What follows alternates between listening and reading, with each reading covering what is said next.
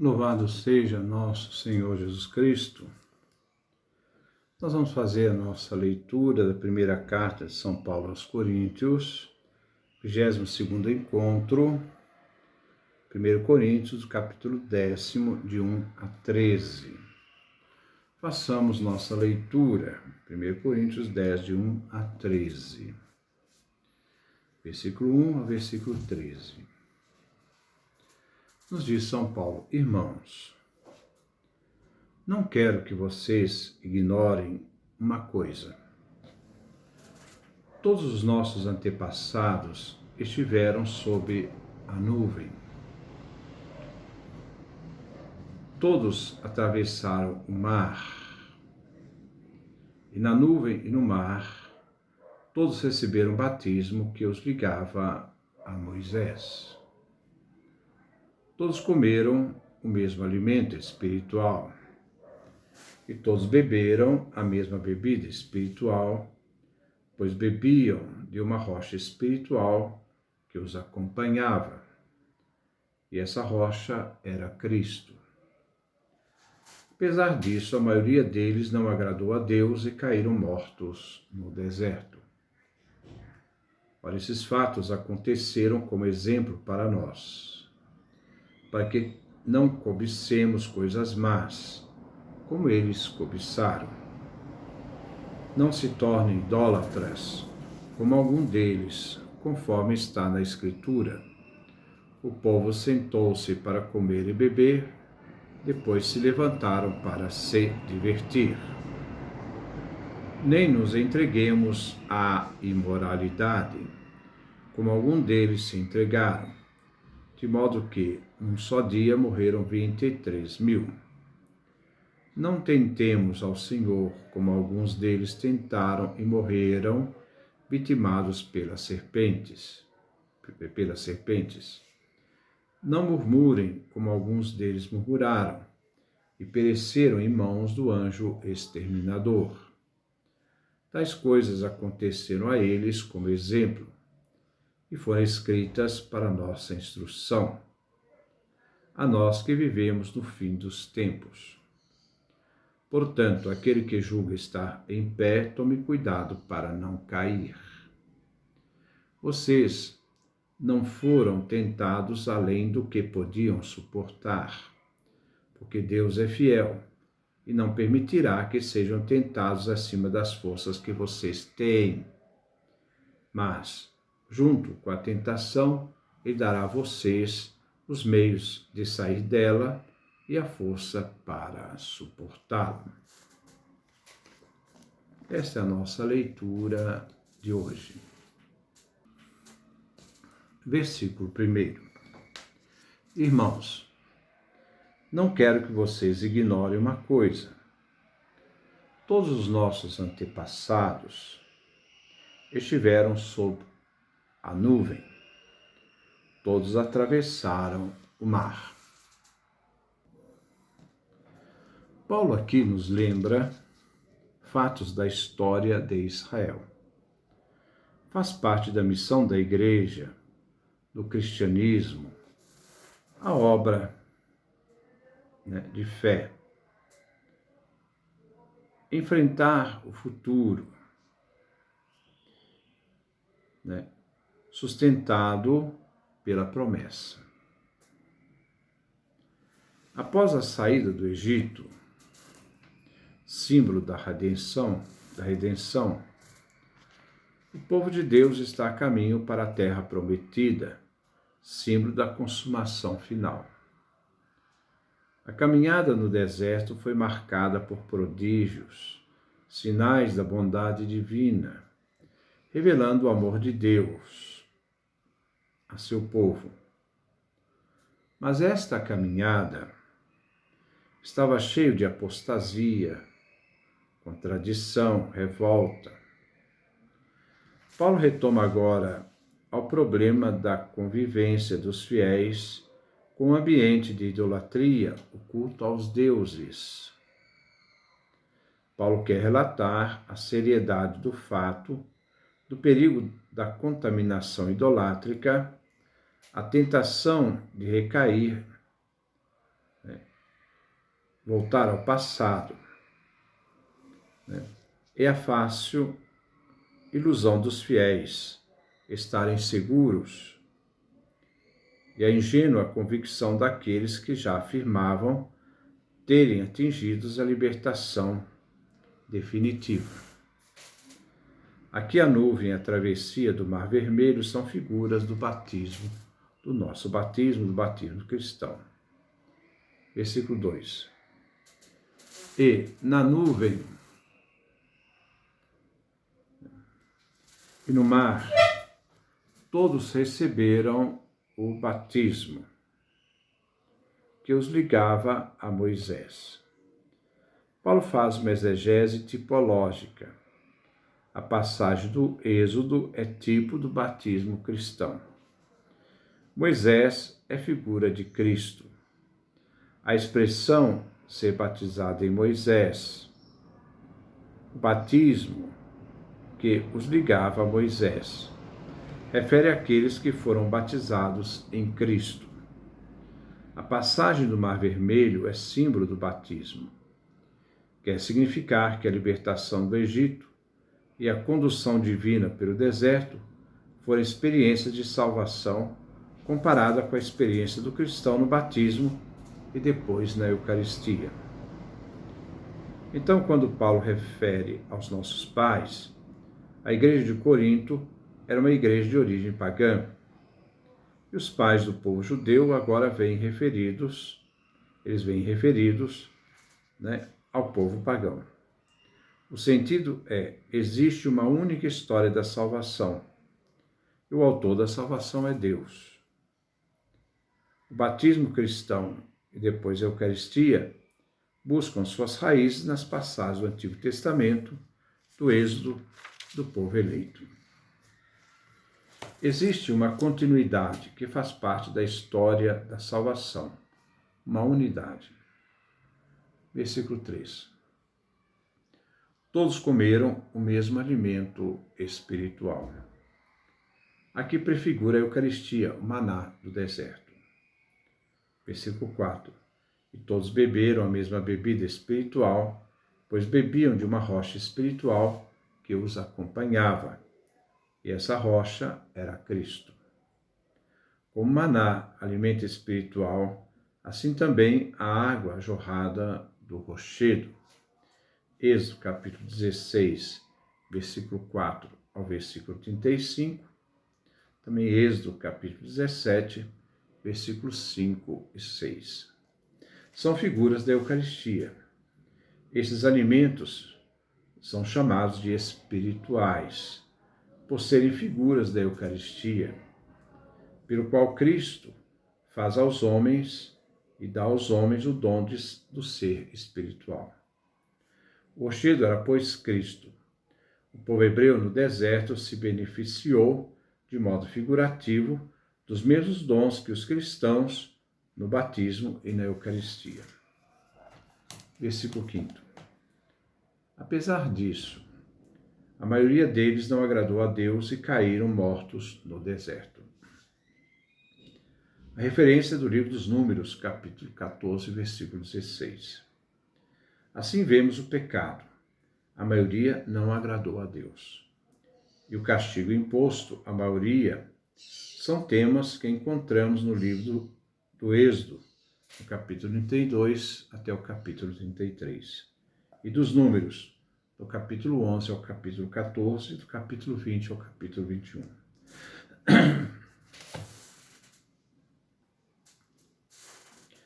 Paulo, com esta realidade, quer destacar que, como o povo de Deus no deserto prefigura aqueles que foram batizados em Cristo Jesus, traz também um alerta. Aqueles que já se julgavam salvos, tomem cuidado. A autossuficiência destes homens na comunidade não significa que os sacramentos recebidos, batismo e Eucaristia, sejam carta branca em qualquer conduta. Se o povo dos hebreus não agradou a Deus e foram mortos no deserto, também os batizados, e que se alimentam da Eucaristia, devem tomar consciência que isto não lhes garante a salvação. achando que podem agir de qualquer maneira e exercer qualquer conduta. Versículo 6. Ora, esses fatos aconteceram como exemplo para nós, para que não cobiçem coisas más, como eles cobiçaram. Aqui vem a aplicação da exegese de Paulo, e seu alerta aos coríntios. Paulo agora esclarece o significado para o presente da igreja. A história de Israel prefigura a história da igreja. Os acontecimentos passados são exemplo de admoestação para os cristãos. Os cristãos podem tirar uma lição da vida por tudo, que encontramos no Êxodo e na vida dos israelitas. A leitura tipológica, a exegese aqui usada por São Paulo, tem um significado claro, uma implicação moral. Não cobicem as coisas más. Versículo 7. Não se tornem idólatras, como alguns deles, conforme está na Escritura. O povo sentou-se para comer e beber, depois se levantaram para se divertir. A citação é do Êxodo 32, versículo 6. Aqui Paulo inicia com um não. Os fiéis cristãos devem ter uma atitude responsável. Depois aplica a comparação como, que indica o comportamento negativo da maioria dos israelitas. Estes são apresentados como exemplos negativos e que os cristãos não devem imitá-los no mal. A igreja cristã é chamada a uma radicalidade diferente de Israel. Se existe uma continuidade na história da salvação, não se deve seguir no comportamento ético dos que caíram no deserto, na conduta pecaminosa dos israelitas, que cobiçaram coisas más à procura do mal. No caso também a idolatria. Versículo 8. Nem nos entreguemos à imoralidade como alguém deles se entregaram, de modo que num só dia morreram 23.000. Aqui se refere ao livro dos Números, capítulo 25, versículo 9. Mas este livro dos Números enumera 24.000 e não 23.000. Parece que Paulo confundiu com Números, capítulo 26, versículo 62. Os cristãos não devem seguir os maus exemplos de infidelidade do Antigo Testamento. Alguns aqui entregaram-se à imoralidade. A imoralidade do Antigo Testamento se refere também à idolatria. Basta ver o livro do profeta Oséias. Outros, a idolatria. Outros partiram para a aprovação e um certo número caiu na murmuração. Devemos ver que a imoralidade era entendida com idolatria, que refere a duas faces do mesmo comportamento de abandono do Senhor e adesão aos deuses.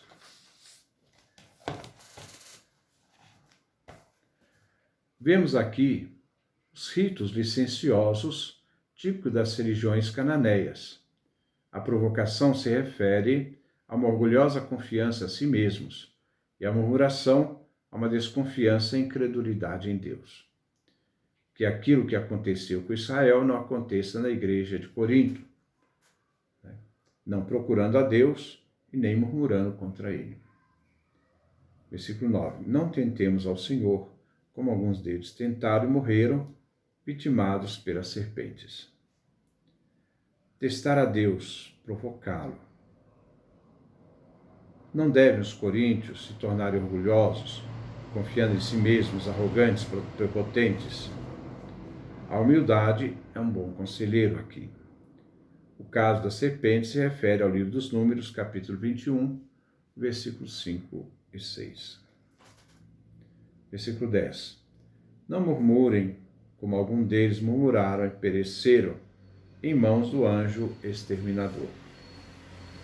Aqui, como vimos na murmuração, quer expressar desconfiança, falta de fé em Deus.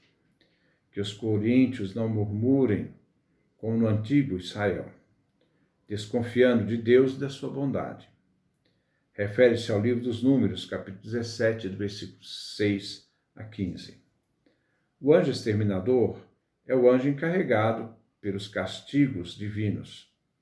Vemos a ação deste anjo no livro do Êxodo, capítulo 12, versículo 23, na morte dos primogênitos do Egito. Mas a questão que se coloca neste versículo, da morte do que protestaram contra Moisés e Arão, de que eles estavam matando o povo de Javé. Aqui não age o anjo exterminador, mas age a justiça divina. Versículo 11.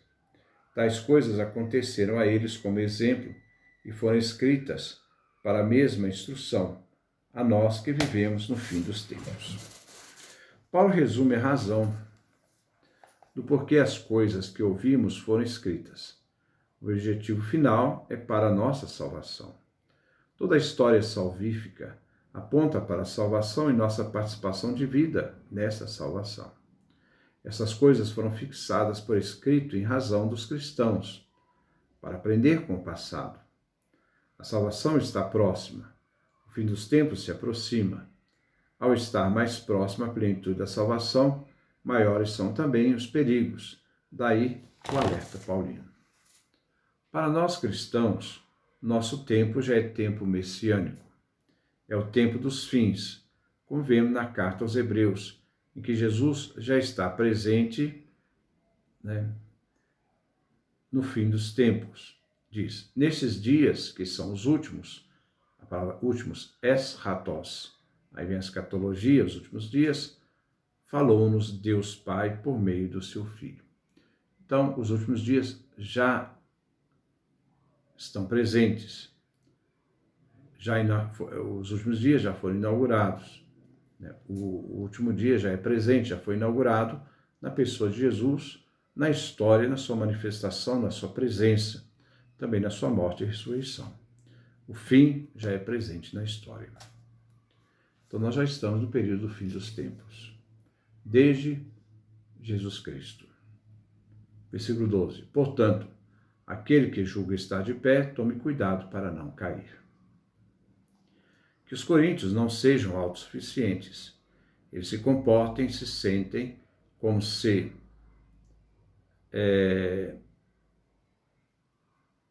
eles não existe mais perigos, né? Então, por isso, eles às vezes são arrogantes, prepotentes. Os coríntios permitem liberdades como se já tivessem assegurados a salvação. Claro que o batismo e a Eucaristia, os sacramentos, conferem no agora a salvação futura, mas devemos ter a consciência que não existe cristão que se possa ser destituído do caráter essencial da existência humana, neste mundo passageiro, onde não estamos isentos do pecado, e que nos tiraria a salvação dada. Assim ninguém está firmemente em pé, que não possa cair. Paulo quer aqui libertar os coríntios da orgulhosa segurança que tinham da salvação e, ao mesmo tempo, evitar que os coríntios caiam no desespero provocado pela tentação. Temos que ter certeza, a tentação não supera as forças humanas. Deus sustenta os cristãos e lhes dá forças a fim de que não sejam derrotados. A fidelidade de Deus é a base, fundamento da confiança dos cristãos. Vocês não foram tentados além do que podem suportar, porque Deus é fiel e não permitirá que sejam tentados acima das forças que vocês têm. Mas, junto com a tentação, Ele dará a vocês os meios de sair dela e a força para suportá-la. Deus, por meio de sua graça, nos dá uma âncora para que possamos vencer as tentações. Essas tentações que fizeram os judeus caírem no deserto, por falta de confiança em Deus, por murmuração, por dúvida de fé, por presunção. Deus nos chamou para a fé, e Ele nos quer conduzir, sãos e salvos, através dos perigos a serem enfrentados na vida de fé. Ele nos dá as graças para que atinjamos a consumação final. Deus não nos preserva de toda tentação, mas nos dá forças para suportá-las. Ele mesmo, Deus, por meio da graça que nos foi dada, não permitirá que sejamos tentados acima de nossas forças. Nos dando graças suficientes, Ele nos dá graça suficiente para superar as tentações e não cair nelas. A aprovação pertence, então, à existência humana, discernimento. No Pai Nosso, no Pai Nosso pedimos para superar as tentações, não para eliminá-la. A vida de cristão é constante vigilância, e para isso é necessário discernimento, e Deus nos dá essa graça, sabedoria e inteligência.